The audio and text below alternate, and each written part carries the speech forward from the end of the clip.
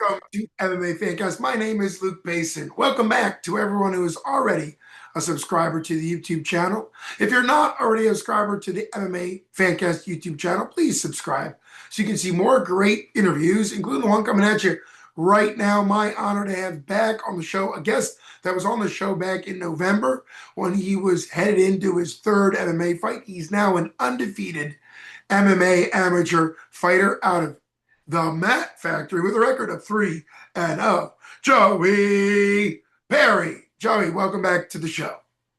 How you doing?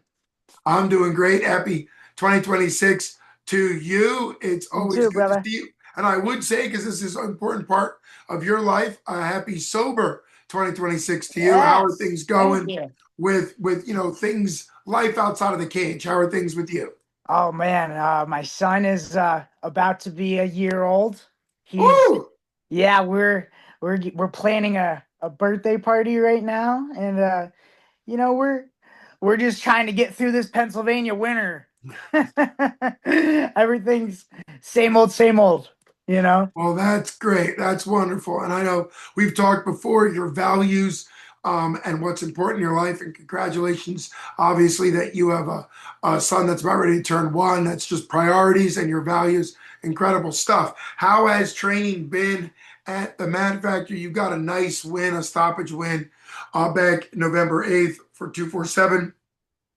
What's it been like? How was it training at the Mat Factory, particularly coming off 3 wins in a row now? Like, what's it like? I still believe you drive an insane Yeah, amount to get to yeah, the I'll be Mat driving Factory. there today. Oh my goodness. I'm in Yes. Corey right now. In about an hour, I'll be driving.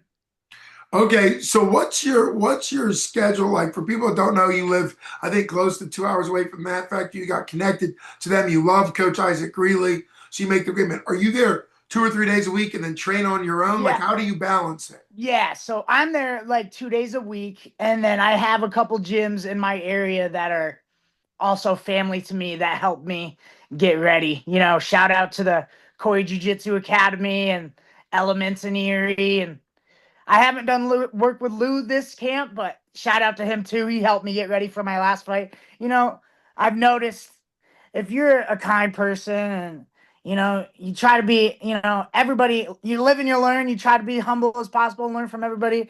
This MMA community is really great. And I don't think anybody that has a good heart isn't going to help you out, Mm. you know? Gotcha. Sure. Well, and it's certainly wonderful to see you kind of have multiple gyms be your MMA family, both local and also the Mat Factory. So just wonderful stuff. Great connections to coaches and trainers and things like that. What are your thoughts on your fight? This will be your first, to my understanding, it'll be your first advanced amateur fight. As in Pennsylvania, you have to have 3 fights to be advanced amateur with at least a 2-1 record. And at 2-0, you were guaranteed to have that record, but still you had to fight novice. So what are your thoughts on the advanced amateur rule set? The longer rounds, 3 3-minute rounds instead of 3 2s, no shin guards and ground and pound with closed fists, not elbows. Still no elbows and no knees to the face and no head kicks. But what are your thoughts on the advanced amateur rules? I'm very excited for the opportunity. I just got done watching a video Ben Askren was talking about. Shout out to Ben Askren. He was saying, everybody, if you only want to take easy matches or easy fights, you're never gonna have the chance to lose or challenge yourself. I'm excited for this new challenge. I'm excited for a tough opponent. I like the fact that it's more of a risk that I could lose this fight. He's got more fights than me. He's a striker, you know what I mean? And I'm excited for the challenge, Luke. I'm very excited. Well, that dovetails us in perfectly. Great job. You could be an interviewer in the future, Joey. Great connection to your opponent, Max Jarrell, who fights out of Stout, Pittsburgh, and is a young, hungry fighter. 2-2 record, so he's coming in to his fifth amateur fight. You're coming into your fourth amateur fight. Obviously, so far, the opponents you fought have not had wins. That's just not how it's worked. So this is your first opponent with not only more experience than you, but also wins. And to your point, there's a little bit more risk and danger of fighting a guy who's Yes. got a lot of skills. What are your thoughts on him as far as an opponent and a matchup? and if you're going to give any predictions or any thoughts about how the fight will go. I don't really know a lot about Max. You know, I've heard what my team said. I will say this.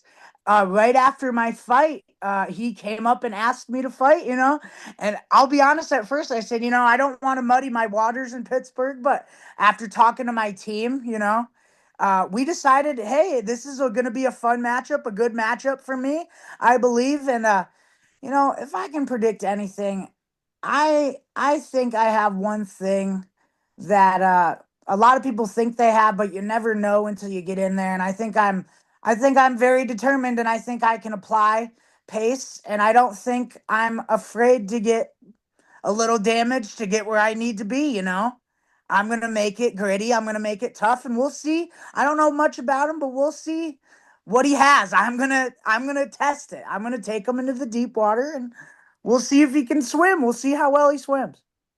Well, I think that's what makes every fight exciting. Your style is very high paced, so is his. I think this will be a great fan friendly fight. You already mentioned there is a little bit of the classic MMA stylistic matchup. Nobody's one dimensional. You know, you used to be No, able to say striker versus wrestler. I think you are kind of that striker versus grappler matchup, but everybody in MMA has to be able to strike.